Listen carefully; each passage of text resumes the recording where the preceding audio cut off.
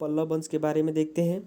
पल्लव वंश दक्षिण भारत का एक महत्वपूर्ण वंश था जिसकी स्थापना सी विष्णु ने किया था। सी विष्णु ने अपने राज्य की राजधानी को तमिलनाडु के कांचीपुरम में स्थापना की, जिसे कांची के नाम से जानते हैं। किरातार्जुनीयम के जो लेखक थे भारवीय सी विष्णु के दरबार में रहते थे।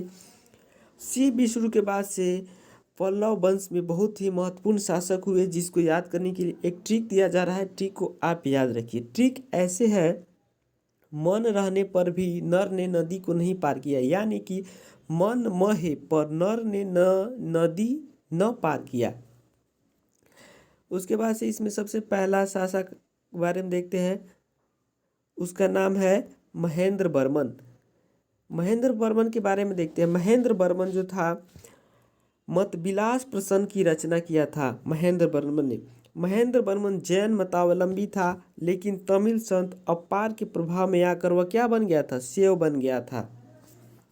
उसके बाद से नरसिंह वर्मन को देखते हैं। नरसिंह वर्मन पल्लव वंश का सबसे महत्वपूर्ण शासकों में से एक है और नरसिंह वर्मन ने महाबलीपुरम में एकादश मंदिर का निर्माण करवाया था, जिसे रथ मंदिर का भी निर्माण करवाया था। रथ मंदिरों की संख्या 7 होती है। रथ मंदिरों में सबसे छोटा मंदिर द्रौपदी रथ होता है, जिसमें किसी भी प्रकार का अलंकरण नहीं मिलता है। नरसिंह वर्मन के शासनकाल में ही ह्वेन सांग यहाँ की यात्रा करने आया था और इसने वातापी कोंड की उपाधि धारण किए थे। वातापी कोंड की उपाधि धारण क्यों किया था और कैसे किया था, देखिए। एक यहाँ वंश था वातापी वंश। वातापी वंश का शासक था पुलकेशिन द्वितीय। पुलकेशिन द्वितीय ने जब पल्लव वंश का शासन चल रहा था तो महेंद्र वर्मन प्रथम के समय आक्रमण किया था और महेंद्र वर्मन प्रथम को हरा दिया था। उसके बाद से फिर दोबारा इसने आक्रमण किया था, तो उस समय यहाँ का शासक था पल्लव वंश का नरसिंह वर्मन। नरसिंह वर्मन बहुत ही योग्य और कुशल शासक था। पुलकेशिन वर्मन द्वितीय को नरसिंह वर्मन ने हरा दिया और इसे खदेड़ते हुए वातापी ले गया और वहाँ पर वातापी को जीतकर अपने आप को वातापी कोंड की उपाधि धारण किया था।